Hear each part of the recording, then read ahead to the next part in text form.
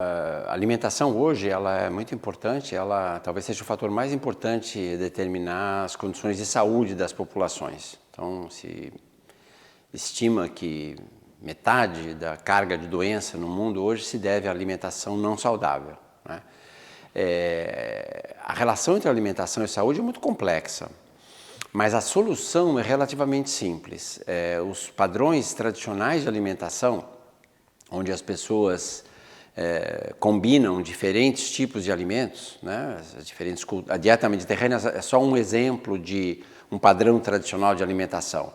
Na África, na Ásia, na América Latina, nós temos esses padrões tradicionais de alimentação, onde você tem, em geral, um grão, uma leguminosa, algumas hortaliças, frutas, enfim, essa combinação de alimentos, ela pode ser sempre melhorada, mas ela já é bastante razoável. O problema que nós temos hoje, no século XXI, é que mais e mais as pessoas e a sociedade, enfim, os países, estão trocando esses padrões tradicionais de alimentação, que a gente chama no Brasil de comida de verdade, por alimentos ultraprocessados, que são formulações de ingredientes industriais que parecem alimentos, né?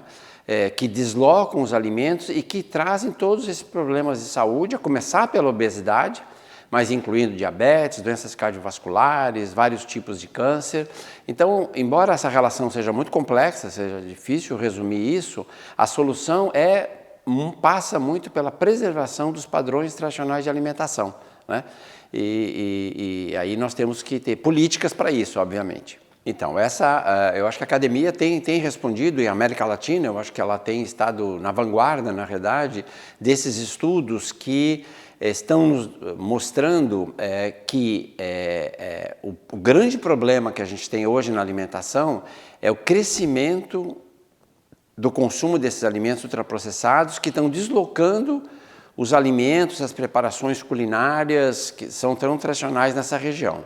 Então, essa demonstração de que esses alimentos, que você tem esses produtos, eles são muito lucrativos, né? Então, quando as indústrias ultraprocessam os alimentos, porque essa é uma forma que ela tem de ganhar muito dinheiro, de ter muita lucratividade. Com isso, ela tem condições de fazer muita publicidade, né? E de fazer muita propaganda. E hoje a gente sabe que, na verdade, os consumidores são muito influenciados pela propaganda, ela tem uma eficácia fantástica, né? E mais ainda, essa lucratividade dessa indústria de alimentos ultraprocessados, ela serve também para financiar a academia, ela serve para financiar pesquisas, né? Então, gerando muitas vezes informações erradas, não é? E o papel da academia aí é recuperar esse papel de trazer as evidências que são as evidências corretas, né? E que vão proporcionar, vão apoiar as políticas. E que políticas são essas? Quer dizer, basicamente, o que a gente precisa, a primeira coisa é a própria restrição da publicidade de alimentos ultraprocessados, porque ela é muito poderosa, né?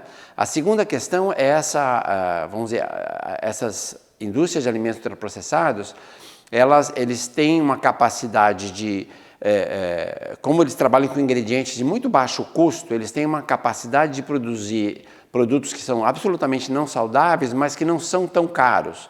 Então, se a gente tiver impostos sobre esses produtos, você também vai dificultar o seu consumo, né? E finalmente, a população tem que receber informações corretas, né?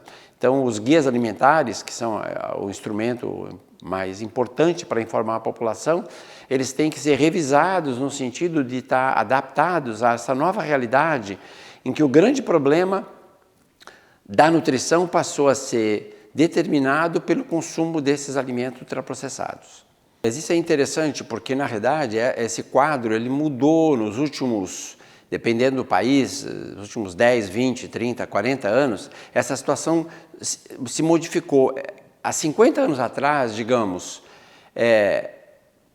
fazia sentido você informar a pessoa e imaginar que isso seria suficiente.